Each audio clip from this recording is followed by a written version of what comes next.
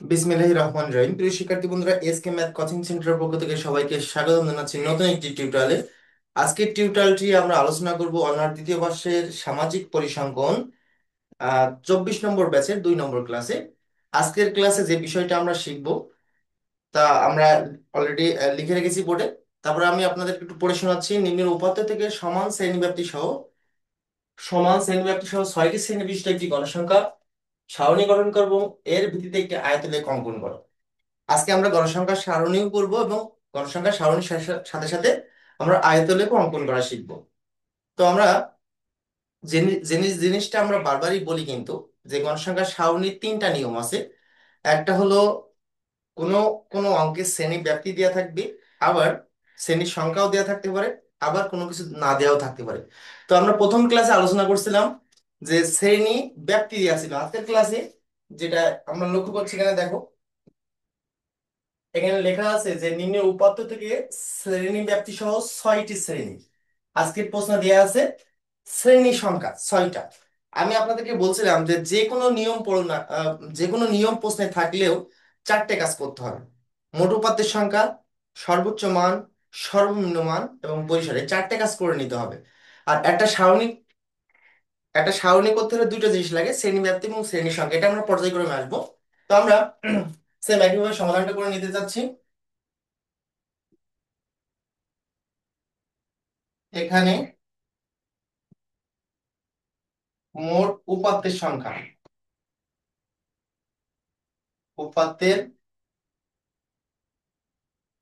সংখ্যা n equal, মোট কয়টা উপাত্ত আছে আমরা এখানে ঠিক করে নেব।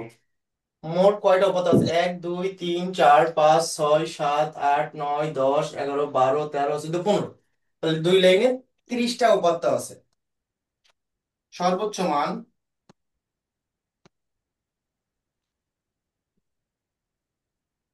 ব্র্যাকেটে লিখতে পারেন এইচ, হাইস্ট ভ্যালু। সবচেয়ে বড় সংখ্যা কত? পনেরো। প্লিজ মিউট রাখবেন, পনেরো। যাবেন, মিউট রাখবেন। সবচেয়ে বড় সংখ্যা কত এভাবে আমরা দেখে নেব। 50, 58, 58 ঊর্ধ্বে আছে কিনা। 60 আছে, 64 আছে, 64, 65, 67 আছে, 67, 67, 67, এই যে 79 আছে, 81 আছে, 81, 81, সর্বোচ্চ মান হলো 81। এবং সর্বনিম্ন মান এবং সর্বনিম্ন মান, অর্থাৎ এল, লোয়েস্ট ভ্যালু। সবচেয়ে ছোট সংখ্যা কত এভাবে খুঁজবেন। 55 ছোট, 50, 46, 46 ছোট আছে কিনা আমরা দেখে নেবো এইভাবে। 46 ছোট, 46 আছে কিনা। সর্বনিম্ন হলো 46। আচ্ছা, এটা আপনারা এভাবে চেক করে দেখবেন যে সর্বনিম্ন সংখ্যা কত আছে। ঠিক আছে, সর্বোচ্চ এবং সর্বনিম্ন সংখ্যা। এবার আমরা বের করবো পরিসর।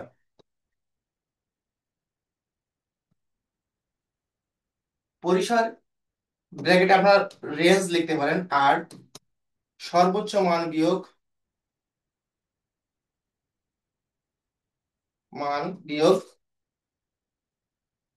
সর্বনিম্ন মান, +1 দিতে পারেন, নাও পারেন। সর্বোচ্চ মান হলো 81, সর্বনিম্ন মান হলো 46। এখান থেকে যদি আমরা মাইনাস করি, অ্যান্সারটা কত পাই আমরা দেখিনি। 81 মাইনাস 46, উত্তর এসছে 35। আমি বারবারই বলেছি কিন্তু যে যে কোনো নিয়মে যদি গণসংখ্যা সারণী যাই প্রশ্ন থাক, এই 4টে কাজ আপনারা করে নেবেন: মোট উপাত্তের সংখ্যা, সর্বোচ্চ মান, সর্বনিম্ন মান এবং পরিসর। এখন আমরা দেখবো যে প্রশ্নে কি দেওয়া আছে। দেখেন, প্রশ্নে দেওয়া আছে শ্রেণী ব্যাপ্তি। কত দেওয়া আছে? 6টি শ্রেণী ব্যাপ্তি। আমরা এখানে লিখবো, দেওয়া আছে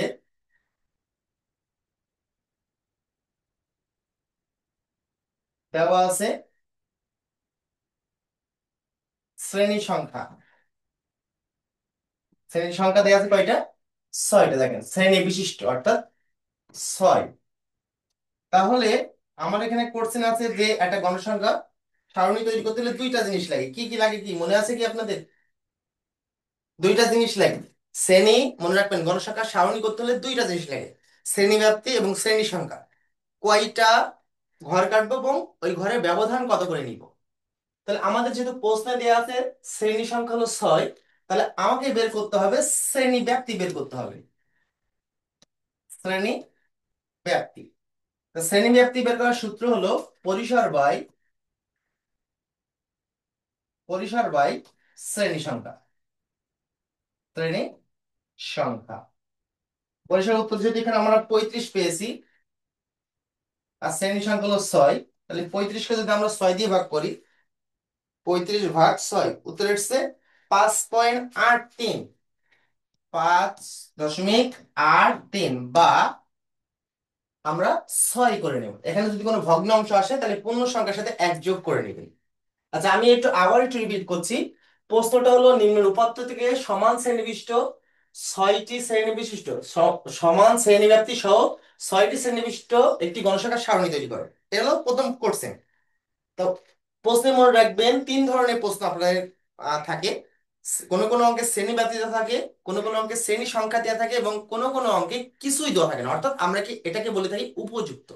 তো আমরা প্রথম ক্লাসে শ্রেণী ব্যাপ্তি ধরে করছিলাম, এখন কি দেওয়া আছে? এখন এই ক্লাসে দেওয়া আছে শ্রেণী সংখ্যা। তো আপনারা মনে রাখবেন, যে কোনো প্রশ্নে যে কোনো গণসংখ্যার সারণীতে তৈরি করতে হলে এই 4টে কাজ করে নেবেন, এইভাবে 4টে কাজ করে নেবেন। প্রশ্নে যাই থাক সেটা, মোট উপাত্তের সংখ্যা, সর্বোচ্চ মান, সর্বনিম্ন মান এবং পরিসর। এখন আমরা দেখবো প্রশ্নে কি দেওয়া আছে। প্রশ্নে দেওয়া আছে শ্রেণী সংখ্যা, আমরা তাই লিখেছি দেওয়া আছে শ্রেণী সংখ্যা 6। তাহলে আমাকে বের করতে হবে শ্রেণী ব্যাপ্তি। মনে রাখবেন, যদি শ্রেণী সংখ্যা দেওয়া থাকে তাহলে শ্রেণী ব্যাপ্তি বের করতে হবে, আর যদি শ্রেণী ব্যাপ্তি দেওয়া থাকে তাহলে শ্রেণী সংখ্যা বের করতে হবে। তো শ্রেণী সংখ্যা বের করতে হলে পরিসরকে শ্রেণী ব্যাপ্তি দিয়ে ভাগ করতে হবে, আর শ্রেণী ব্যাপ্তি বের করতে হলে পরিসরকে শ্রেণী সংখ্যা দিয়ে ভাগ করতে হবে। আমি আবার বলছি, শ্রেণী ব্যাপ্তি বের করতে হলে পরিসরকে শ্রেণী সংখ্যা দিয়ে ভাগ করতে হবে, আর শ্রেণী সংখ্যা বের করতে হলে পরিসরকে শ্রেণী ব্যাপ্তি দিয়ে ভাগ করতে হবে। মানে এক কথায় যেটা প্রশ্নে দেয়া থাকবে সেটা দিয়ে করতে হবে। পরিসরকে মনে করেন এখানে দেওয়া আছে কি শ্রেণী সংখ্যা, তাহলে আমি বের করতে হবে কি আমাদের শ্রেণী ব্যাপ্তি, তাহলে পরিসরকে যেটা দেওয়া আছে শ্রেণী সংখ্যা দিয়ে ভাগ করতে হবে। এখন যদি কিছু না দেওয়া থাকে সেটা আমরা পরবর্তী ক্লাসে শিখবো যে কিভাবে করো। আচ্ছা, এইটুকের মধ্যে কারো কোশ্চেন আছে কিনা একটু বলবেন। এইটুকের মধ্যে কারো কোশ্চেন আছে কিনা বলবেন, আজকের ক্লাসটা খুব ইন্টারেস্টিং হতে যাচ্ছে। পরে কি বুঝেছেন? আচ্ছা, নাবিলা তাবাচ্ছুম বলেন কি বলতে চান। স্যার, এই যে শ্রেণী সংখ্যা যে সূত্রটা দিয়ে আপনি করাইলেন, হুম। বইয়ে অন্যরকম সূত্র প্রয়োগ করে করানো হয়েছে, মানে স্টার কেসের একটা সূত্র অনুযায়ী করানো হয়েছে, আচ্ছা, এখানে one plus let me three. finish। আমি আমি আপনার কথার অ্যান্সারটা দিচ্ছি। স্টোকাসের সূত্রটা আমরা কখন ব্যবহার করব? যখন এটা উপযুক্ত বলবে, অর্থাৎ শ্রেণী ব্যাপ্তি এবং শ্রেণী সংখ্যা কোনোটাই দেওয়া থাকবে না।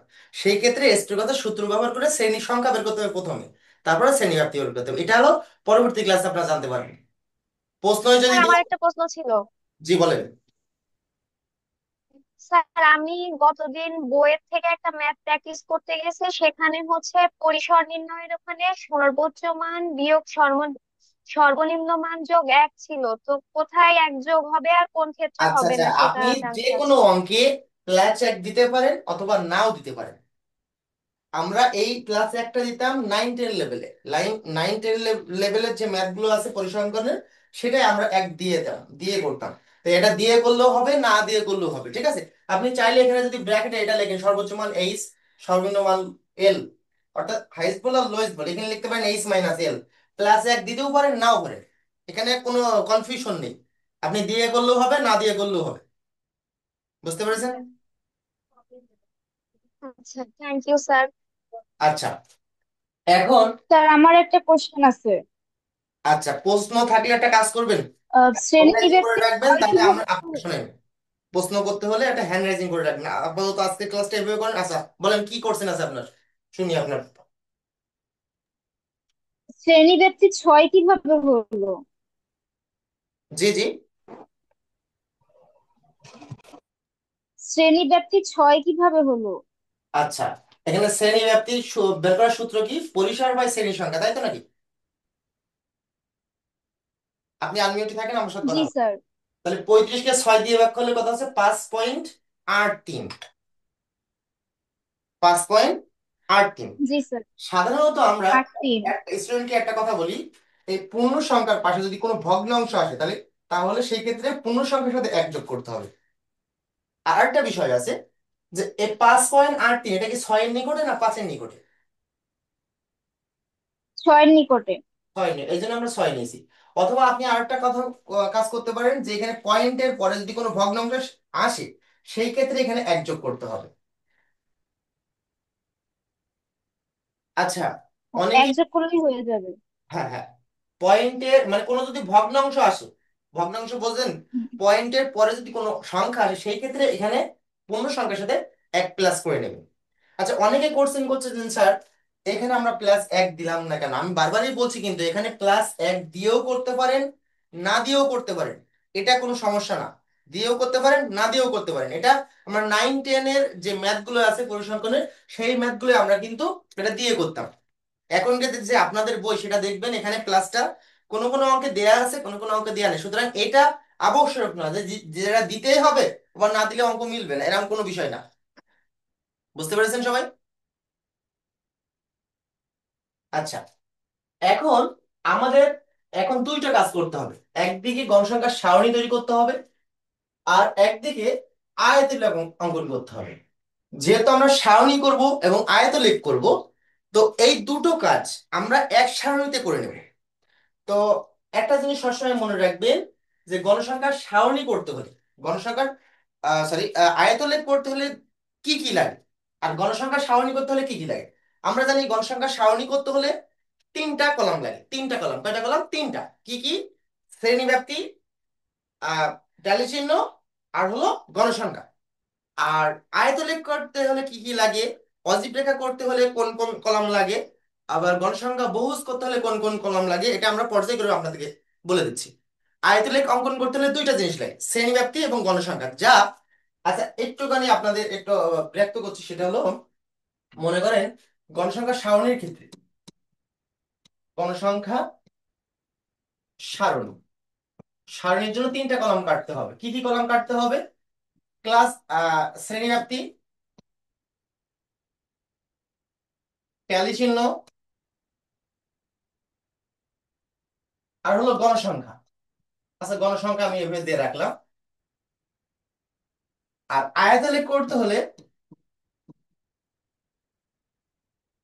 দুইটা কলাম লাগে। কি কলাম লাগে? শ্রেণী ব্যাপ্তি, আর হলো গণসংখ্যা। তাহলে আমার কি এক্সট্রা কলাম কলাম কাটা লাগছে? যে এই যে গণসংখ্যা সারণীতে না আমার এটা সম্পূর্ণ, এটাও এর ভিতরে আছে, এটাও এর ভিতরে আছে, তাহলে তাহলে কি আমার কি এক্সট্রা কোনো কলাম কাটা লাগছে? প্রশ্ন হলো, সামিয়ার কাছে প্রশ্ন আমার এটা, যে গণসংখ্যা সারণী করতে হলে তিনটা কলাম লাগে। কি কি? শ্রেণীব্যাপ্তি, ক্যালচিহ্ন, গণসংখ্যা। আর আয়তলেখ করতে হলে দুটো কলাম লাগে, শ্রেণীব্যাপ্তি এবং গণসংখ্যা।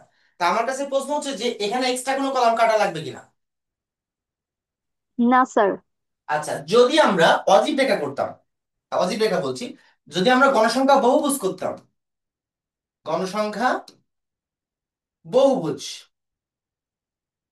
তাহলে বহুভুজ করতে হলে দুটো কলাম লাগে, মধ্যমান লাগে,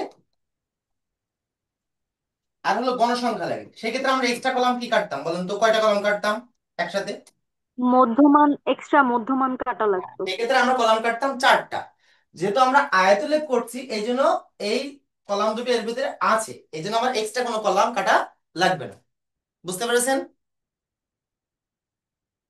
জি স্যার। আচ্ছা, আরেকটা বিষয় আপনাদের ক্লিয়ার করি। যেহেতু প্রশ্নেই আমি বলছিলাম আপনাদেরকে যে আমার দুটো কাজ করতে হবে, একটা হলো গণসংখ্যার সারণী তৈরি করতে হবে, একটা হলো আয়তলেখ করতে হবে। তো গণসংখ্যার সারণী তৈরি করা যায় দুটো নিয়মে। কটা নিয়মে? দুটো। কি কি সেটা? অন্তর্ভুক্ত এবং বহির্ভুক্ত। তা আমি আপনাদের গত ক্লাসে বলছিলাম যে কোনো লেখচিত্র থাকলে, সেটা আয়তলেখ হোক, অজীব রেখা হোক, আর গণসংখ্যা বহুভুজ হোক, কোনো লেখচিত্র থাকলে বহির্ভুক্ত সাজেস্ট করি আমরা। অবশ্যই বহির্ভুক্ত করবেন। তাহলে বহির্ভুক্ত করলে কি হবে? ওই যে প্রকৃত সীমা বের করা লাগবে না। যদি এটা অন্তর্ভুক্ত পদ্ধতিতে করেন, সেক্ষেত্রে প্রকৃত সীমা বের করা লাগে। আর একটা জিনিস সবসময় খেয়াল রাখবেন, যেহেতু এখানে বলেছে সমান শ্রেণী ব্যাপ্তি সহ, এই সমান শ্রেণী ব্যাপ্তি বললেও এটা বহির্ভুক্ত সাজেস্ট করি আমরা, ঠিক আছে? তাহলে আমরা এখানে কি করব, কোন নিয়মে করব? বহির্ভুক্ত করব। কারণ কি? এখানে লেখচিত্র আছে। প্রশ্নে কি বলা আছে যে কোন এটা কোন নিয়মে করতে হবে, অন্তর্ভুক্ত না বহির্ভুক্ত? সেই ক্ষেত্রে আমরা, যেহেতু আমরা যে কোনো নিয়মে অ্যাপ্লাই করতে পারি, সেজন্য আমরা যেটা সুবিধা হবে আমার অঙ্কের জন্য সেটা আমরা করব। তো আমাদের এখানে শ্রেণী সংখ্যা হলো 6, তাহলে শ্রেণী সংখ্যা কাটবো 8টা। আমরা কি লিখে শ্রেণীর সংখ্যা 6, শ্রেণী ব্যাপ্তি হলো 6। আর আমরা কোন পদ্ধতি করব? বহির্ভুক্ত পদ্ধতিতে। মনে রাখবেন, গণসংখ্যার সারণীতে তিনটা জিনিস স্পষ্ট রাখবেন সারণী কাটার আগে। কি কি? শ্রেণী ব্যাপ্তি কত, শ্রেণীর সংখ্যা কত, এবং কোন নিয়মে এই গণসংখ্যা সারণীটা তৈরি করছেন। তা আমরা লিখবো শ্রেণী ব্যাপ্তি 6 ধরে 6 শ্রেণী বিশিষ্ট বিশিষ্ট বহির্ভুক্ত পদ্ধতিতে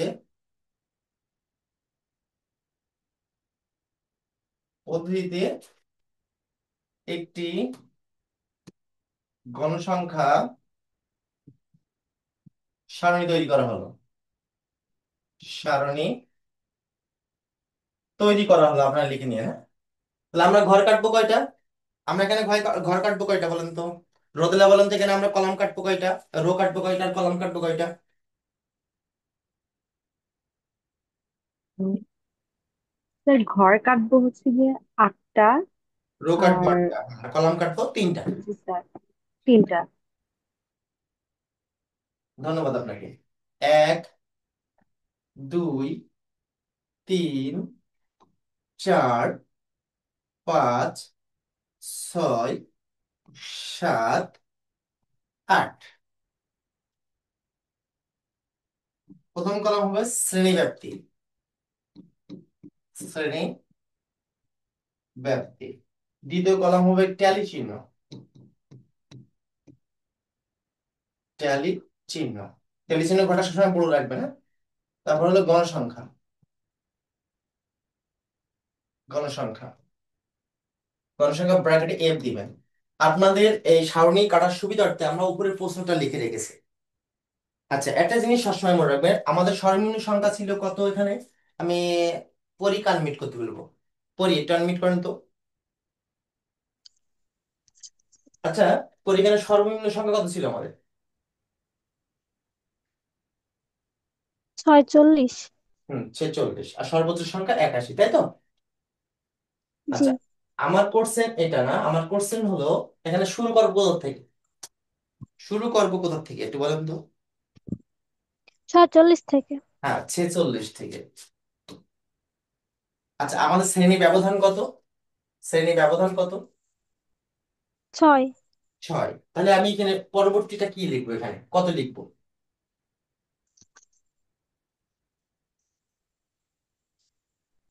আচ্ছা, কার কার জানা আছে এটা হ্যান্ড রাইজিং করেন। কার কার জানা আছে এটা হ্যান্ড রাইজিং করেন তো। 52। 52। কত যোগ করলেন?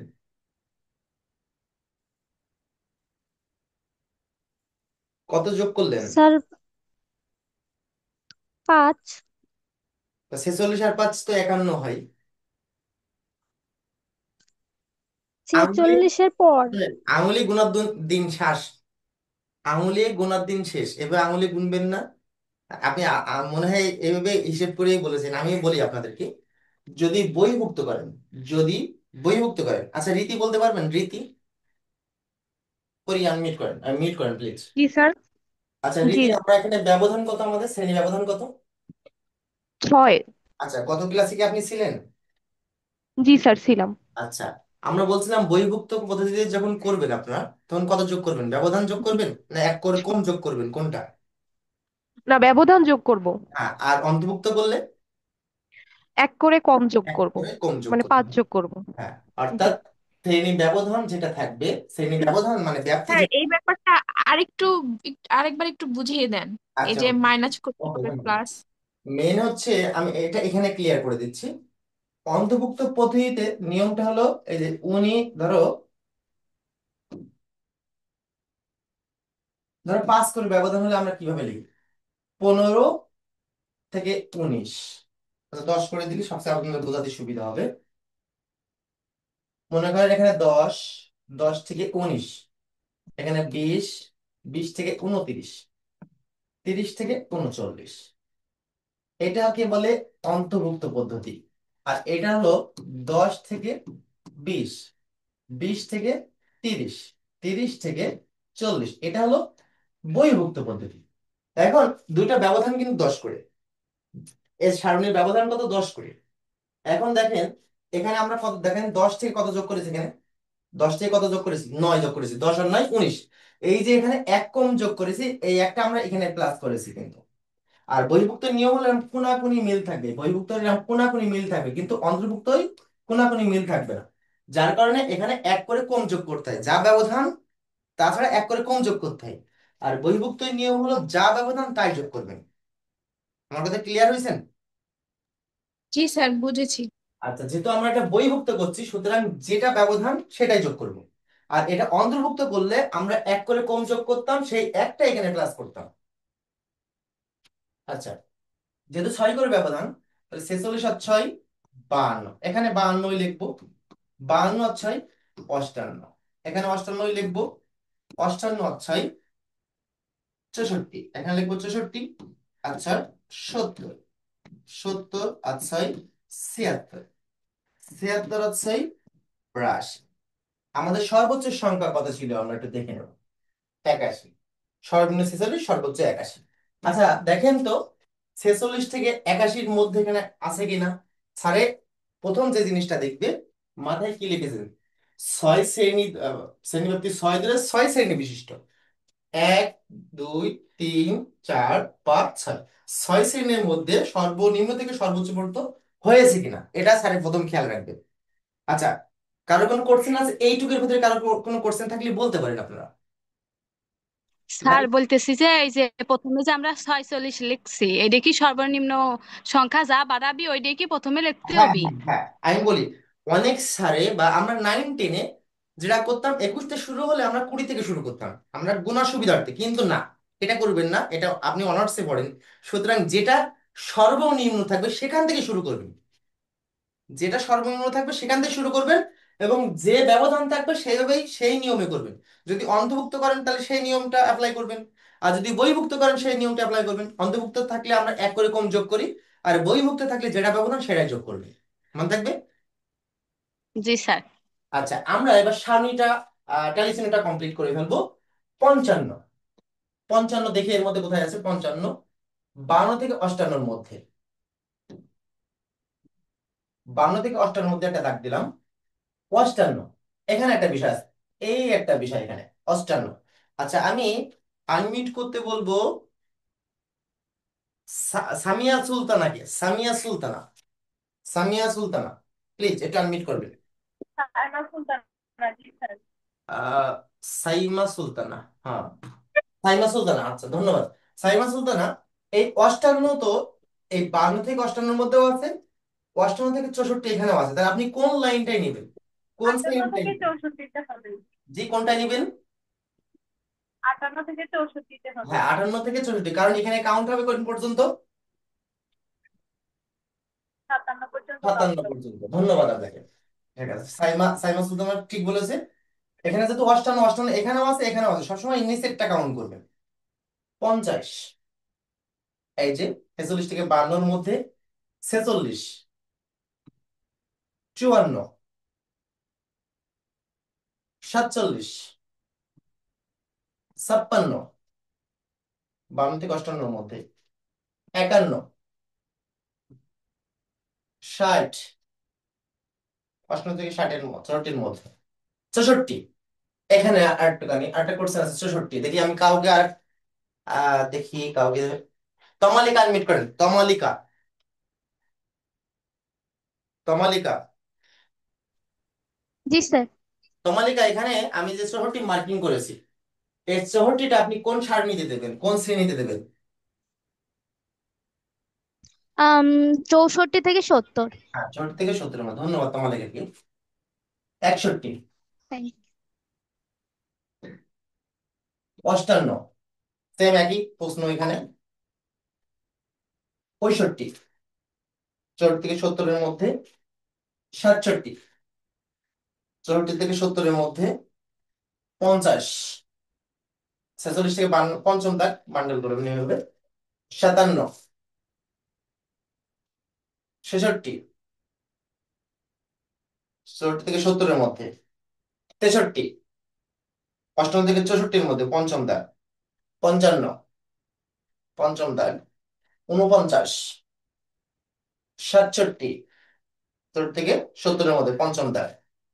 79, 7 9 79, 76 থেকে 82-এর মধ্যে। 70, এখানে দেখেন 70 এখানেও আছে এখানেও আছে, সবসময় নিচেরটা কাউন্ট করবেন। 81, 73, 70 থেকে 76-এর মধ্যে। 69, 64 থেকে 70-এর মধ্যে। 55, 55 এখানেও আছে এখানেও আছে, নিচেরটা কাউন্ট করবেন। 69,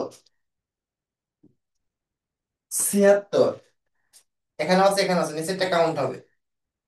69, এই যে টোটালি আমাদের সামনের ট্যালি চিহ্নটা মার্ক করা হয়ে গেছে। এবার আমরা গুনে দেবো। 5 এর 1 6, 5 6, 5 আর 3 8, 2 3, টোটাল n ইকুয়াল, টোটাল কত হয়েছে আমরা দেখবো। 6 আর 5 11 আর 6 17 আর 8 25, 25 আর 5 30। আমাদের মোট উপাত্ত কত ছিল এখানে দেখেন তো, মোট উপাত্ত ছিল 30। এটা সম্পূর্ণটা মিলবে, এভাবে মিলবে উপাত্ত। আচ্ছা, এই পর্যন্ত কি কারোর বোঝার কোনো অসুবিধা থাকলে একটু বলতে পারেন আপনারা, কারো কোনো কোশ্চেন এবং বোঝার কোনো অসুবিধা আছে কিনা। লাবিবা, এই পর্যন্ত কি ক্লিয়ার হয়েছেন জি স্যার, বুঝতে পেরেছি। নাকি? মুসলিমা, মুসলিমা, নাবিলা, নুসরাত, অরবি ইসলাম, জি পরি, স্যার বলুন। পরি, রোদেলা, জি স্যার। তৃষা, আমার ইয়েস স্যার। আনমিউট করা না। মুসলিমা কিছু বলছেন? সাইমা, সামিয়া, একটু কথা বলেন যে ক্লিয়ার হয়েছেন কিনা। জি sir clear. Sigma Yes, Talukdar, sir. S K Nabil Khan, জি স্যার, ক্লিয়ার। জি তমালিকা, স্যার, ক্লিয়ার। অর্পিতা, রীতি, একটু কথা বলেন যে বুঝেছেন কিনা। অর্পিতা, রীতি, একটু কথা বলেন যে বুঝেছেন কিনা। হ্যাঁ স্যার বুঝছি। জি স্যার, বুঝতে পারছি। আচ্ছা আচ্ছা, এইবার আমরা কি করব, লেখচিত্র করব। সবার কাছে কি গ্রাফ পেপার আছে? গ্রাফ পেপার কি আছে? স্যার গ্রাফ পেপার নাই। আচ্ছা, গ্রাফ পেপার নাই, নেক্সট ক্লাস থেকে গ্রাফটা সাথে রাখবেন। আচ্ছা, ঠিক আছে স্যার। গ্রাফটা আপনারা করে নেবেন একটু, গ্রাফ।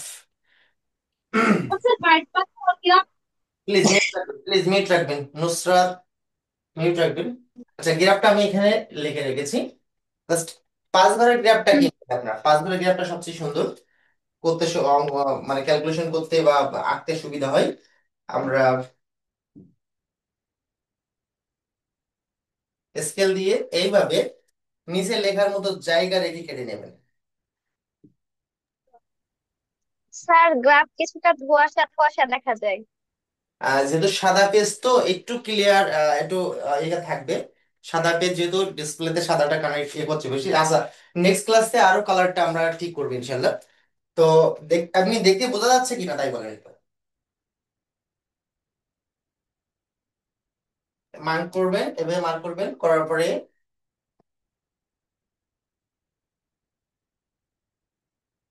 90 ডিগ্রি।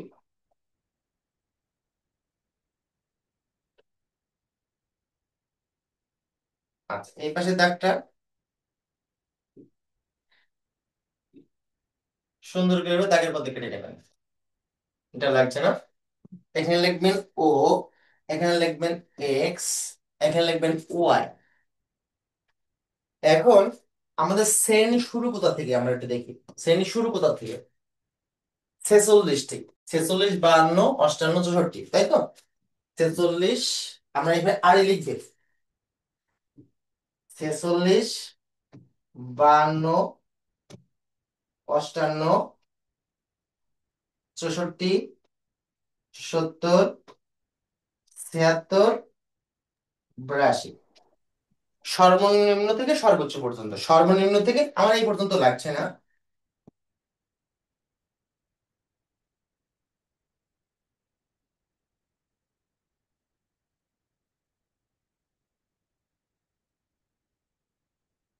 আচ্ছা, আমরা এটা মুছে দিই, এখানে লাগছে এক্সট্রা এক্স। হ্যাঁ, এখন এই টাকাটা তেমন বোঝার কোনো অসুবিধা এখানে থাকার কথা না, সর্বনিম্ন থেকে শুরু করে সর্বোচ্চ পর্যন্ত। এখন বিষয়টা এখানে যে যেহেতু মনে রাখবেন যে আয়তলে করতে হলে নিচে লিখতে হয় শ্রেণীব্যাপ্তি আর পাশে লিখতে হয় গণসংখ্যা। এই গণসংখ্যার নেওয়াটাই হলো একটু ঝামেলা। ঝামেলা কি, এখানে আমার সর্বোচ্চ গণসংখ্যা কত আমরা দেখি তো। সর্বোচ্চ গণসংখ্যা কত? আচ্ছা আমি একজনকে দিয়ে সবাইকে বোঝাতে চাই। রীতি আনমিট করেন, রীতি, রীতি একটু আনমিট করেন। জি স্যার। আচ্ছা রীতি, এখানে সর্বোচ্চ গণসংখ্যা কত আমাদের? সর্বোচ্চ 81। না, সর্বোচ্চ গণসংখ্যা, এই যে ও, সর্বোচ্চ সর্বোচ্চ গণসংখ্যা। গণসংখ্যা 6। 6 না 8? 8 8 স্যার, 8 ভুলে গেছি। এখন 8।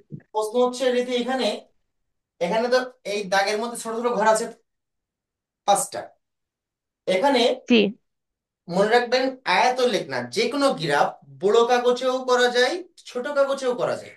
মেনে হচ্ছে গ্রাফের মধ্যে ধরাতে হবে, এই হচ্ছে বিষয়।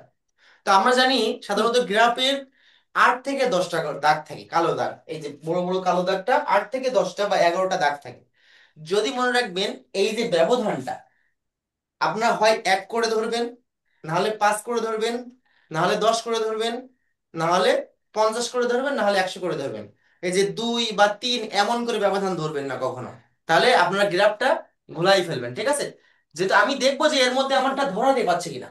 তাহলে যেহেতু আমার গণসংখ্যা সর্বোচ্চ হলো 8, আমি দেখেন 1, স্যার ব্যাপারটা আরেকবার একটু বুঝিয়ে দেন। হ্যাঁ, অবশ্যই 4, 5, 6, 7, 8। দেখেন মনে করেন আমার গ্রাফের এরিয়াটাই, তাই না? আমার যে মনে করেন পরীক্ষার খাতায় আমার যে গ্রাফটা দিছে, গ্রাফটা এই এরিয়া। এখন আমার এই এরিয়ার মধ্যে এই গ্রাফটা আমাকে আঁকতে হবে।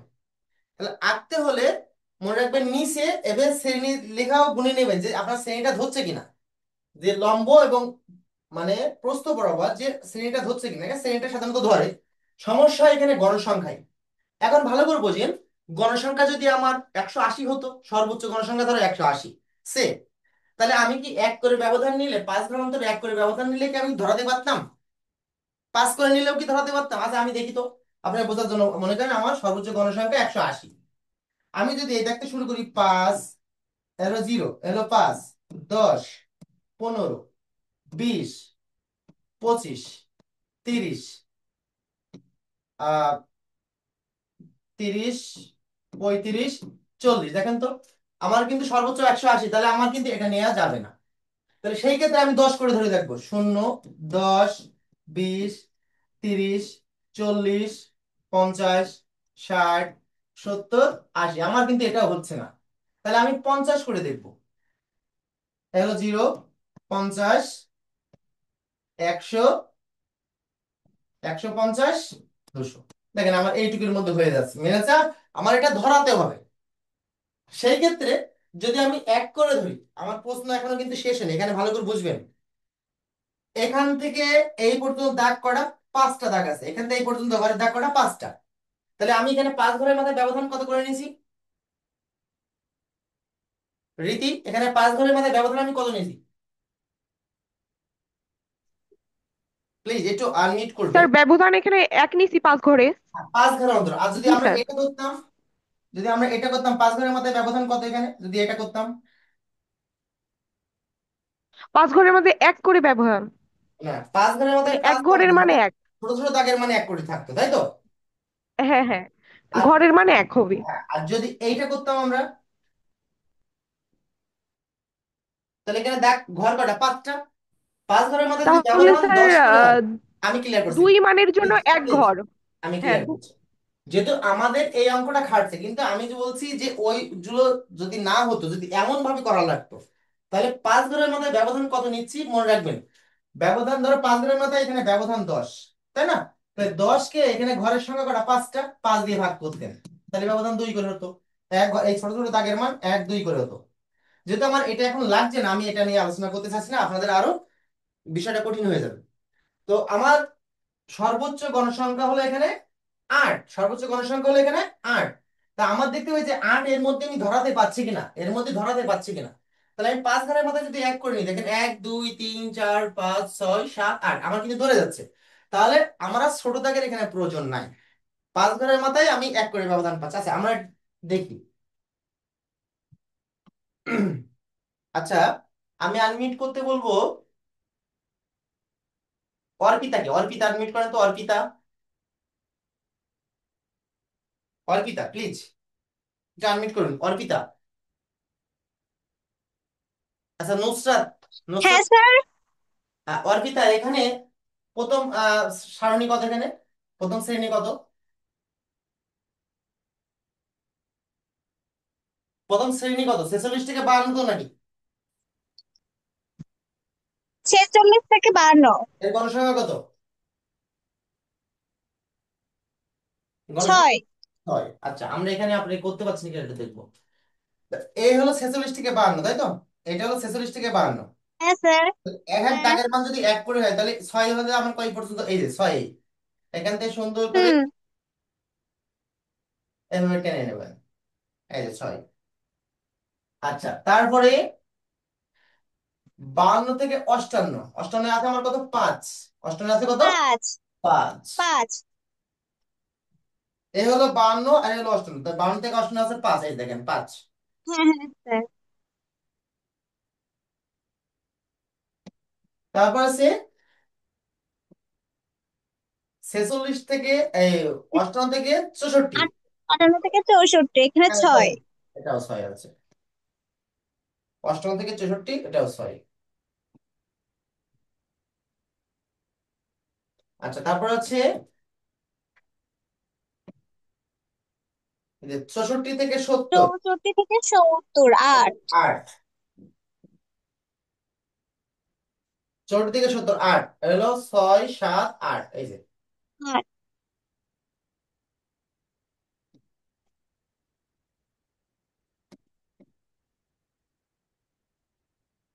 তারপর আছে 70 থেকে 76 আছে 2। 73, 2। 70 থেকে 76 আছে 2, এই যে। এই যে 2 দেখেছেন। তারপর আছে হুম। 3, মেবি 3। তা 3 মেবি। 3, হ্যাঁ হ্যাঁ 3। 3, এই যে। এখন সাধারণত মনে রাখবেন, গণসংখ্যার সারণী থেকে যে আয়তের লেখ বা অজীব রেখা থাকে সাধারণত। আচ্ছা, এখনই ডিসকানেক্ট হয়ে যাবে, সবাই একটু কানেক্ট করবেন, আমরা আরো আলোচনা করব। আপনাদের ক্লিয়ার না